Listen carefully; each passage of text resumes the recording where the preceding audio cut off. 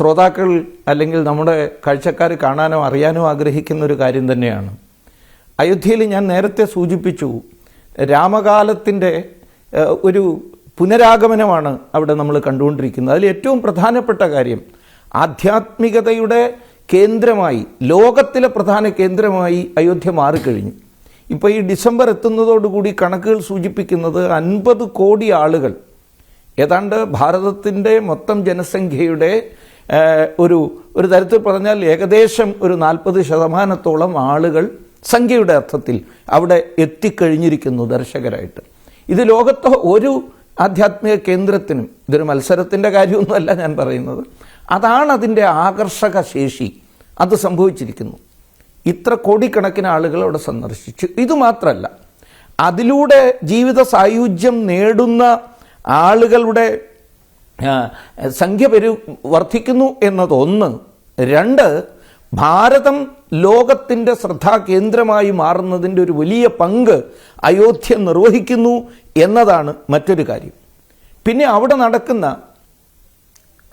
Economic activities, അർത്ഥശാസ്ത്രപരമായ സാമ്പത്തികമായ ക്രിയകളെക്കുറിച്ച്, ഞാൻ ക്ഷേത്രത്തിൽ വരുന്ന നടവരവിൻ്റെ വ്യാപ്തിയെക്കുറിച്ചല്ല വരുന്നത്, എത്ര കോടിയുണ്ട് എന്നതൊക്കെ അവിടെ ക്ഷേത്ര സമിതി അത് പ്രഖ്യാപിച്ചു കഴിഞ്ഞിട്ടുണ്ട്. പക്ഷേ ഇങ്ങനൊരു കേന്ദ്രം വന്നതോടുകൂടി ചിലരൊക്കെ ചോദിക്കാറുണ്ടല്ലോ, ഒരു ക്ഷേത്രം വന്നാൽ പട്ടിണി മാറുമെന്ന്.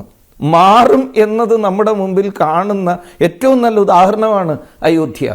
ഏതൊരു ക്ഷേത്രവും ഭാരതത്തെ സംബന്ധിച്ചിടത്തോളം അവിടുത്തെ എക്കണോമിക് ആക്ടിവിറ്റിയുടെ കൂടി കേന്ദ്രമാണ്. ഇപ്പോൾ കണക്കുകൾ സൂചിപ്പിക്കുന്നത് 1 വർഷം കൊണ്ട് അവിടെ നടക്കുന്ന എക്കണോമിക് ആക്ടിവിറ്റി ഏറെക്കുറെ 12,500 കോടി രൂപയുടെയാണ് ആനുവലി അവിടെ നടക്കുന്ന സാമ്പത്തിക ക്രയവിക്രയങ്ങൾ. അത് ക്ഷേത്രം മാത്രമല്ല, ക്ഷേത്രത്തോടനുബന്ധിച്ചുണ്ടായിട്ടുള്ള സാമ്പത്തിക സ്ഥാപനങ്ങൾ, കടകൾ, മറ്റ് വ്യാവസായിക സ്ഥാപനങ്ങൾ, ഹോട്ടൽ, ഹോസ്പിറ്റാലിറ്റി, ടൂറിസം, ഇതിലൂടെയൊക്കെ വർദ്ധിച്ച, ഇതിലൂടെയാണ് ഉത്തർപ്രദേശ് കുറച്ച് വർഷങ്ങളായിട്ട്, കഴിഞ്ഞ 3-4 വർഷങ്ങളായിട്ട് അവരുടെ റവന്യൂ ഇൻകം വർദ്ധിച്ചിട്ടുണ്ട്. ഈ കഴിഞ്ഞ വർഷത്തെ ഇൻകത്തിൻ്റെ ഒരു മുന്നേറ്റം, ഒരു കുതിച്ചുചാട്ടത്തിൻ്റെ മുഖ്യ കാരണമായിട്ടുകൂടി അയോധ്യയും കാശിയും ഒക്കെ കാണുന്നു എന്നത് നമ്മൾ മനസ്സിലാക്കണം. ഇവിടെയാണ് നാം തുലനം ചെയ്യേണ്ടത്. നമ്മുടെ നാട്ടിൽ ഒരുപക്ഷെ അതിനോട് തന്നെ തുലനം ആകുമായിരുന്ന ഒന്നാണ് ശബരിമല ക്ഷേത്രം. ആ ശബരിമല ക്ഷേത്രത്തോടനുബന്ധിച്ച് ഇപ്പോൾ തന്നെ കേരളത്തിൻ്റെ സാമ്പത്തിക സ്ഥിതിയുടെ ഏറ്റവും പ്രധാനപ്പെട്ട ഒരു അടിത്തറയാണ് ശബരിമല ക്ഷേത്രവും അതിനോടനുബന്ധിച്ച് നടക്കുന്ന ആധ്യാത്മിക യാത്രകളും ടൂറിസവും. പക്ഷേ അത് ഇതേപോലെ ഫലപ്രദമായി ഉപയോഗപ്പെടുത്തുവാൻ യോഗി ആദിത്യനാഥിനെ പോലൊരു മുഖ്യമന്ത്രി, അതേപോലെ അതിന് സമർത്ഥമായ വിധത്തിൽ തന്നെ പിന്തുണ കൊടുക്കുന്ന ഒരു കേന്ദ്ര ഭരണകൂടവും ചേർന്നപ്പോൾ അവിടെ നടക്കുന്ന ഈ ഉയർച്ച കേരളത്തിൽ എത്രയോ മുമ്പേ സംഭവിക്കേണ്ടതായിരുന്നു. നമ്മളൊന്ന് ആലോചിച്ച് നോക്കൂ. അതിന് പകരം അവിടെ നടക്കുന്ന എന്താ? നമ്മുടെ നാട്ടിൽ, കേരളത്തിൽ ഇത് ഈ ദിവസം ഇത് ചർച്ച ചെയ്യുന്നത് ഒരിക്കലും ഞാൻ രാഷ്ട്രീയമല്ല ഇവിടെ പറയുന്നത്. നമ്മുടെ കേരളത്തിൻ്റെ നഷ്ടത്തെക്കുറിച്ച് ഞാൻ സൂചിപ്പിക്കുകയാണ്. അതിന് പകരം അവിടെ നടക്കുന്നത് കൊടിയ അഴിമതിയും, ഇവിടുത്തെ നമ്മുടെ ശബരിമല ക്ഷേത്രത്തിൽ കൊള്ള വരെ നടക്കുന്നു. അയോധ്യയിൽ അതിന് പകരം ഒരു ഉജ്ജ്വല മാതൃക സംഭവിച്ചിരിക്കുന്നു. പിന്നെ ഞാൻ ആദ്യം പറഞ്ഞു, അവിടെ നടന്ന മാറ്റം, ഈ ഗർഭഗൃഹത്തിലെ പ്രാണപ്രതിഷ്ഠ എന്ന് പറയുന്നത് ആദ്യത്തെ ഗ്രൗണ്ട് ഫ്ലോറിലാണ് നടന്നത്. പിന്നെ ആ സമയത്ത് തന്നെ നമ്മൾ കണ്ടിരുന്നു ഫസ്റ്റ് ഫ്ലോറിലെ നിർമ്മാണ പ്രവർത്തനങ്ങൾ, രാമദർബാർ, അതായത് രാമനും സീതയും ലക്ഷ്മണനും ഒക്കെ ചേരുന്ന, ഹനുമാൻ സ്വാമികളും ഒക്കെ ചേരുന്ന ആ ദർബാറിൻ്റെ രാജസഭയുടെ ക്ഷേത്രം, ആ നിർമ്മാണവും പൂർത്തിയായി. പറഞ്ഞ സമയത്തിന് മുമ്പേ അത് പൂർത്തിയായി. ഇതിനോടൊപ്പമാണ് 7 മന്ദിരങ്ങളുടെ, 7 ക്ഷേത്രങ്ങളുടെ നിർമ്മാണം അതിനോടൊപ്പം നടന്നത്. ഇതിനോടൊപ്പമാണ് അന്നപൂർണ ക്ഷേത്രം, അതിൻ്റെയും നിർമ്മാണം പൂർത്തിയായി. കൃത്യമായൊരു ആസൂത്രണത്തിൻ്റെ അടിസ്ഥാനത്തിൽ ഇത് മുന്നേറുമ്പോൾ മനസ്സിലേക്ക് വീണ്ടും വേദനയോടെ ഓർമ്മ വരികയാണ് ഇത്തവണത്തെ നമ്മുടെ ശബരിമല തീർത്ഥാടനത്തിൻ്റെ ആദ്യ ദിവസം എൻ്റെ മനസ്സിലേക്ക് ഓർമ്മ വരികയാണ്. എന്തൊക്കെയാണ് ഒരു നാട്ടിൽ ചെയ്യേണ്ടത് എന്നതിൻ്റെ ഉദാഹരണം നമ്മുടെ മുമ്പിൽ അയോധ്യയിലൂടെ പ്രദർശിതമായപ്പോൾ, ആസൂത്രണത്തിൻ്റെ അടിസ്ഥാനത്തിൽ മുന്നോട്ട് പോകുമ്പോൾ എല്ലാവരും സമർപ്പിത ബുദ്ധിയോടെ താഴെ മുതൽ മുകൾ വരെയുള്ളവർ പ്രവർത്തിക്കുമ്പോൾ എന്ത് സംഭവിക്കും എന്നതിൻ്റെ ഒരു നല്ല ഉദാഹരണം കൂടിയാണ് അയോധ്യ എന്ന് ഈ അവസരത്തിൽ ഓർത്തു പോവുകയാണ്. ശ്രീ ജയനന്ദകുമാർ, അതായത് രാമക്ഷേത്രം പൂർണ്ണതയിൽ എത്തി എന്നതിൻ്റെ പ്രഖ്യാപനമാണ്, ഈ സാമുദായിക സമത്വത്തിൻ്റെ സന്ദേശമാണ്. മറുവശത്ത് ഈ ഒരു തരത്തിൽ നമ്മൾ നേരത്തെ പറഞ്ഞതുപോലെ പഴയ അയോധ്യയുടെ രാമൻ്റെയും ലക്ഷ്മണൻ്റെയും സീതയുടെയും ഒക്കെ പുനരാവിഷ്കാരമാണ്. അതിനൊക്കെ അപ്പുറത്ത് ഈ അയോധ്യയിലെ സൂര്യവംശി രഘുകുല പാരമ്പര്യങ്ങളുടെ ഓർമ്മപ്പെടുത്തൽ കൂടിയല്ലേ ഇത്?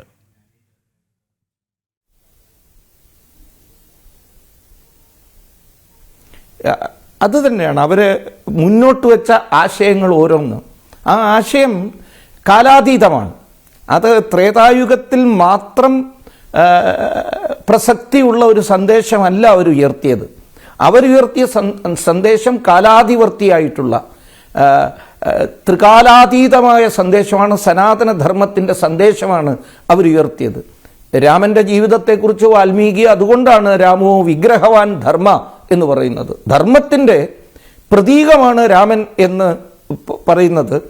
എല്ലാ കാലത്തും നമ്മൾ അനുവർത്തിക്കേണ്ട, പിന്തുടരേണ്ടതായ ആശയങ്ങളുടെ, ആദർശങ്ങളുടെ, മൂല്യവിശേഷങ്ങളുടെ ആകത്തുകയാണ് സത്യത്തിൽ രാമൻ്റെ ജീവിതം, ലക്ഷ്മണൻ്റെ ജീവിതം. സാഹോദര്യ ബന്ധത്തെക്കുറിച്ച് നമുക്കറിയണമെങ്കിൽ ലക്ഷ്മണൻ്റെ അപ്പുറത്തൊരു ഉദാഹരണം നമ്മുടെ മുമ്പിൽ ഇല്ല. ഇത് കേവലം രാമൻ്റെയോ ലക്ഷ്മണൻ്റെയോ സീതയുടെയോ കഥ മാത്രമല്ല. എങ്ങനെയാണ് തൻ്റെ മുന്നിൽ ഒരു അധർമ്മം നടക്കുമ്പോൾ ആ അധർമ്മത്തെ ഇല്ലാതെയാക്കാൻ പൊരുതേണ്ട ചുമതല തനിക്കുണ്ട് എന്ന് പ്രഖ്യാപിക്കുന്ന ജടായുവിൻ്റെ കഥ കൂടിയാണ് ഇത്. ഈ ലോകത്തെ മുഴുവൻ ധർമ്മത്തിൽ വീണ്ടും പ്രതിഷ്ഠിതമാക്കണം എന്ന ആഗ്രഹം അത് എല്ലാ വംശങ്ങളിലും ഉയർന്നു നിന്നിരുന്നൊരു കാലത്തെയാണ് രാമൻ്റെ രഘുകുല രീതി എന്ന് പറയുന്നത്. ആ രഘുകുല രീതിയെ നിലനിർത്താൻ വേണ്ടിയിട്ടുള്ള ഉത്തരവാദിത്തമാണ് ഈ കാലത്ത് നമുക്കോരോരുത്തർക്കുമുള്ളത്. ആ സന്ദേശമാണ് അവിടെ നിന്ന് ഇന്നത്തെ ഈ ആ ഉജ്ജ്വലമായ പതാകയുടെ ആരോഹണത്തോടുകൂടി, രാമപതാകയുടെ ആരോഹണത്തോടുകൂടി മുഴുവൻ പ്രപഞ്ചത്തോടും, ഞാനത് ഭൂമിയോട് പോലും സങ്കുചിതമാക്കുന്നില്ല, മുഴുവൻ പ്രപഞ്ചത്തോടും ഭാരതം അതിൻ്റെ സന്ദേശം ഈ രാമ പതാകയുടെ ആരോഹണത്തിലൂടെ പ്രഖ്യാപിക്കുകയാണ്. ശ്രീ ജയനന്ദകുമാർ, അതായത് രാമക്ഷേത്രം അതിൻ്റെ പൂർണ്ണതയിലെത്തി നിൽക്കുമ്പോൾ അതിന് പിന്നിൽ അക്ഷീണം പ്രയത്നിച്ച പ്രസ്ഥാനത്തെക്കുറിച്ച്, അത് നടപ്പിലാക്കാൻ അവരുടെ പിന്തുണയോടെ ശ്രമിച്ച ഭരണകൂടത്തിൻ്റെ ഇച്ഛാശക്തിയെക്കുറിച്ച് പറയാതെ പോകാനാവില്ലല്ലോ. അതുകൂടി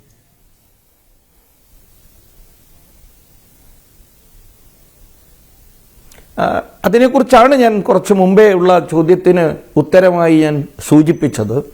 ഇതൊരു വലിയ പോരാട്ടത്തിൻ്റെ, ഒരു ത്യാഗത്തിൻ്റെ കഥയാണ്, ഒരു സമർപ്പണത്തിൻ്റെ കഥയാണ്. ലോകത്തിന്നോളം നടന്നിട്ടില്ലാത്തൊരു പോരാട്ടത്തിൻ്റെ കഥയാണ്. 1526 സംഭവിച്ച കൊടിയ ആക്രമണം, രാമക്ഷേത്രത്തെ തകർത്ത് ആ സ്ഥാനത്ത് അക്രമിയുടെ, മതവെറിയുടെ ഒരു സ്മാരകം പണിതുയർത്തി നമ്മുടെ നെഞ്ചത്ത് നമ്മുടെ അപമാനത്തിൻ്റെ, ശത്രുവിൻ്റെ അഭിമാനത്തിൻ്റെ ഒരു സ്മാരകം പണിതുയർത്തി.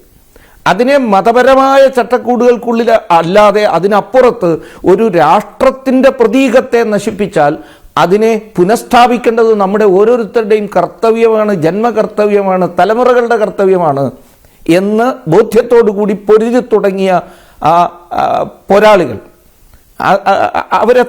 എത്രായിരം പേരാണ് അവിടെ ജീവസമർപ്പണം നടത്തിയത്. അവിടെ അവരുടെ രക്തച്ചാലുകളിലൂടെയാണ്, അലുകളിൽ ചുവന്നുപോയി സരയൂ എന്നാണ് കവികൾ പാടുന്നത്.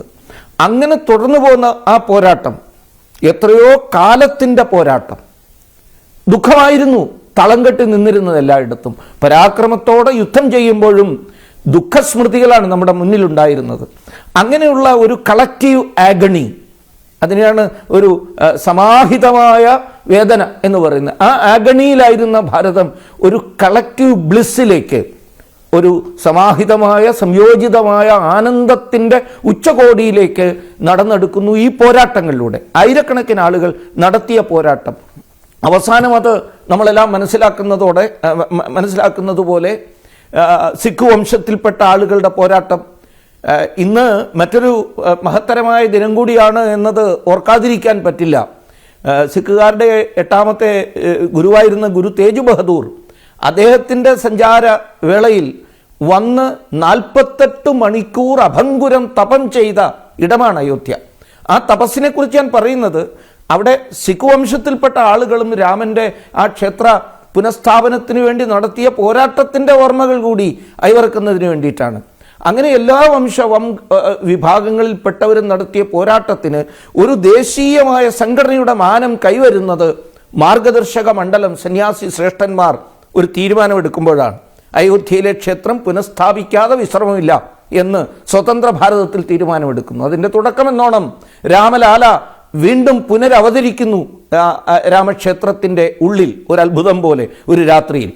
അവിടുന്ന് ഇങ്ങോട്ട് പോരാട്ടത്തിൻ്റെ നാളുകൾ, മാർഗദർശക മണ്ഡലത്തിൻ്റെ സന്യാസി ശ്രേഷ്ഠന്മാരുടെ വിശ്വഹിന്ദു പരിഷത്തിൻ്റെ ആ ഉറച്ച തീരുമാനത്തെ രാഷ്ട്രീയ സ്വയംസേവക സംഘം എന്ന മഹത്തായ പ്രസ്ഥാനം പൂർണ്ണ പിന്തുണ നൽകാൻ തീരുമാനിക്കുന്നു. ഒരു പ്രമേയത്തിലൂടെ സംഘം അതിൻ്റെ അഖില ഭാരതീയ പ്രതിനിധി സഭയിൽ ഒരു പ്രമേയം പാസ്സാക്കിക്കൊണ്ട് അതിന് പിന്തുണ കൊടുക്കുവാൻ തീരുമാനിക്കുന്നു. അതോടുകൂടി രാമക്ഷേത്ര വിമോചനത്തിൻ്റെ പോരാട്ടത്തിൻ്റെ മുഖം മാറുകയാണ്. അതൊരു ജനകീയ പോരാട്ടത്തിൻ്റെ ഭാവമാർജിക്കുകയാണ്. ജനാധിപത്യത്തിൻ്റെ അടിസ്ഥാനത്തിലാണ് ആ പോരാട്ടം നടന്നത്. അതുകൊണ്ടാണ് ഭാരതം മുഴുവൻ ഉണർന്നെഴുന്നേറ്റത്. ഭാരത ചരിത്രത്തിലെ അത്യുജ്വലമായ ഒരു പരിവർത്തനത്തിൻ്റെ മുഹൂർത്തമായി രാമക്ഷേത്ര നിർമ്മാണത്തിൻ്റെ പ്രഖ്യാപനം. അത് കഴിഞ്ഞപ്പോൾ സംഭവിച്ചല്ല, നമ്മുടെ ഈ തലമുറയുടെ മുമ്പിലാണ് ഓരോരുത്തരും കരുതിയത് ഇതെൻ്റെ ഉത്തരവാദിത്തമാണ് എന്നാണ്. അതാണ് നമ്മുടെ മനസ്സിൽ ഉജ്ജ്വലിപ്പിച്ചത്. അതിലൂടെയാണ് ഞാൻ നേരത്തെ പറഞ്ഞത്, നമ്മുടെ സിവിലൈസേഷണൽ മെമ്മറി, നമ്മുടെ സഭ്യതാഗതമായ നമ്മുടെ ഓർമ്മ, സംസ്കാരത്തിൻ്റെ ഓർമ്മ തിരിച്ചു കിട്ടുന്നു. ആ ഓർമ്മ തിരിച്ചു കിട്ടുന്നതോടുകൂടി ആ ഉയർന്നു വന്ന പോരാട്ടത്തിൻ്റെ മുന്നിൽ പിടിച്ചു നിൽക്കാനാവാതെ രാമക്ഷേത്രത്തെ തകർക്കാൻ ശ്രമിച്ച ദുഷ്ടശക്തികൾ ഓരോന്നായി കീഴടങ്ങുകയാണ്. അവർ പടുത്തുയർത്തിയ വലിയ കോട്ടകൊത്തളങ്ങൾ ആ അത്യുജ്വലമായ പോരാട്ടത്തിൻ്റെ മുന്നിൽ ഇടിഞ്ഞു വീഴുന്നത് നമ്മൾ കണ്ടു. അവരുണ്ടാക്കി വെച്ച വേലിക്കെട്ടുകൾ ഈ രാമഭക്തന്മാരുടെ, കരസേവകന്മാരുടെ മുന്നേറ്റത്തിൽ ചുള്ളിക്കമ്പ് പോലെ ഒടിഞ്ഞു മാറുന്നത്, തകർന്നു വീഴുന്നത് നമ്മൾ കണ്ടു. അങ്ങനെ ആ രാമക്ഷേത്രം പുനർനിർമ്മിക്കാനുള്ള ആദ്യ പടി എന്നോണം തർക്കമന്ദിരം ഇല്ലാതെയായി. അവിടെ താൽക്കാലിക രാമക്ഷേത്രം, നമ്മൾ നാട്ടിൽ പറയുന്ന പോലെ ഒരു ബാലാലയം പ്രതിഷ്ഠിതമായി. പിന്നീട് അങ്ങോട്ട് വീണ്ടും നിയമപോരാട്ടവും. ഈ പോരാട്ടത്തിന് മുഖ്യമായും 3 മുഖങ്ങൾ ഉണ്ടായിരുന്നു. ഒന്ന്, ജനാധിപത്യപരമായ സംഘടിത പോരാട്ടം. 2, നിയമത്തിൻ്റെ മാർഗത്തിലൂടെ എല്ലാ ലഭ്യമായ മാർഗങ്ങളും അനുവർത്തിക്കാൻ വേണ്ടി ഒരു വലിയ നിയമ വിഭാഗം, വക്കീലന്മാരുടെ, റിട്ടയേർഡ് ജഡ്ജിമാരുടെ വലിയൊരു വിഭാഗം പ്രവർത്തിച്ചു കൊണ്ടിരുന്നു. ഇതിനോടൊപ്പം തന്നെയാണ് ആധുനിക ശാസ്ത്രത്തിൻ്റെ അടിത്തറയും ഈ കാര്യത്തിന് വേണമെന്ന് നിശ്ചയിച്ചുകൊണ്ട്, വെറും വിശ്വാസം വളരെ പരമമാണ്, അത്യുന്നതമാണ്, പക്ഷേ അതിന് ബലം പകരുന്ന ശാസ്ത്ര അടിത്തറ, അതിനുവേണ്ടി ആർക്കിയോളജി ഡിപ്പാർട്ട്മെൻറ്റിൽ പ്രവർത്തിച്ച ആളുകൾ, ആർക്കിയോളജിസ്റ്റുകൾ അവിടെ പ്രവർത്തിച്ചു. അതിൻ്റെ ഫലമായിട്ടാണ് ആ തർക്കക്കെട്ടിടത്തിൻ്റെ അടിയിൽ ഒരു ഉജ്ജ്വലമായ വൈഷ്ണവ ക്ഷേത്രം, രാമക്ഷേത്രം ഉണ്ടായിരുന്നു എന്ന് തെളിയിക്കപ്പെടുന്നത്. അതിനുവേണ്ടി എല്ലാ സെൻസിങ് ടെക്നോളജികളും ഉപയോഗിച്ചു. ബിനീത്ത് ദ സോയിൽ, വളരെ ആഴത്തിൽ തന്നെ പരിശോധന നടത്താനുള്ള ടെക്നിക്കൽ, റഡാർ ടെക്നിക്കുകൾ വരെ ഉപയോഗിച്ചുകൊണ്ടാണ് അത് നിർമ്മിച്ചത്. അങ്ങനെ ശാസ്ത്രം, നിയമം, ജനാധിപത്യ പോരാട്ടം, ഇത് 3ഉം ചേർന്നപ്പോഴാണ് ഈ പോരാട്ടം അതിൻ്റെ അന്തിമ വിജയം കൈവരിക്കപ്പെട്ടത്. അത് നമ്മുടെ കൺമുമ്പിൽ കണ്ടതാണ്. അതുകൊണ്ടാണ് ആ ജനാധിപത്യ പോരാട്ടത്തിനാണ് മാറി വന്ന ഭരണകൂടം, അത് കേന്ദ്ര ഭരണകൂടമായാലും ഉത്തർപ്രദേശിലെ സംസ്ഥാന ഭരണകൂടമായാലും അവർ ഉറച്ച തീരുമാനമെടുത്തു. ഇത് വേണ്ട വിധത്തിൽ, എല്ലാവർക്കും ബോധ്യമാകുന്ന വിധത്തിൽ അത് നടത്തണമെന്ന് തീരുമാനിച്ചു. അങ്ങനെയാണ് കോടതിയുടെ വിധി ഉണ്ടായത്. ഇപ്പോഴും ഓർക്കുകയാണ്, പിറ്റേന്ന് വന്ന കോടതി വിധിയുടെ പിറ്റേന്ന് വന്ന ഒരു വലിയ ദേശീയ ദിനപത്രം ആഗോളതലത്തിൽ അച്ചടിച്ച അവരുടെ തലക്കെട്ട് ഇതായിരുന്നു: yes, this is Rama's birth place. ഇതാണ് രാമൻ്റെ ജന്മസ്ഥാനം എന്ന് കോടതി പറഞ്ഞു, ആർക്കിയോളജി പറഞ്ഞു, ജനങ്ങൾ പറഞ്ഞു. അങ്ങനെ അത് പൂർണ്ണമായി അതിന് സഫലമായ നേതൃത്വം കൊടുക്കാൻ കരുത്തുറ്റ കേന്ദ്ര ഭരണകൂടം നരേന്ദ്രമോദിയുടെ നേതൃത്വത്തിൽ, യോഗി ആദിത്യനാഥിൻ്റെ നേതൃത്വത്തിൽ, അതിനു മുമ്പേ നമ്മൾ സ്മരിക്കാതിരിക്കാൻ പറ്റില്ല, കല്യാൺ സിംഗ്ജിയെ പോലുള്ള ഏറ്റവും വലിയ രാമഭക്തന്മാർ, അവർ തുടങ്ങിവെച്ച പോരാട്ടം ഉത്തമനായ യോഗി വര്യനിലൂടെ പൂർത്തീകരിക്കുന്നു. ഇതാണ് ആ വിസ്തൃതമായ ചരിത്രം. എക്കാലത്തേക്കും ഭാരതത്തിന് അഭിമാനിക്കാൻ കഴിയുന്ന ഉജ്ജ്വലമായ ആ സമര ചരിത്രം. അയോധ്യ രാമക്ഷേത്രത്തിൽ ധ്വജാരോഹണ ചടങ്ങ് 3 മണിക്കൂറുകൾ മാത്രം അകലെയാണ്. ആ സമയത്ത് അയോധ്യ ക്ഷേത്ര ചരിത്രം, അതിൻ്റെ പ്രാൺപ്രതിഷ്ഠയ്ക്ക് ശേഷമുള്ള കാര്യങ്ങൾ, ഒപ്പം സ്ഥാപിക്കപ്പെടുന്ന പ്രതീകങ്ങളുടെ യാഥാർത്ഥ്യം, ഇതൊക്കെയും ഈ പുത്തൻ പുലരിയിൽ വന്ന് എല്ലാ പ്രേക്ഷകർക്ക് മുന്നിലും കൃത്യമായി വ്യക്തമായി എത്തിച്ചത് പ്രജ്ഞാപ്രവാഹ് അഖില ഭാരതീയ സംയോജക് രാഷ്ട്രീയ സ്വയം സേവക സംഘത്തിൻ്റെ മുതിർന്ന പ്രചാരകൻ ജെ നന്ദകുമാറാണ്. ഈ ദിനം, ഈ പുലരി മറക്കില്ല. ഒരുപാട് നന്ദി ശ്രീ ജെ നന്ദകുമാർ ഒപ്പം ചേർന്നതിന്. നമസ്കാരം. ജയ് ശ്രീറാം.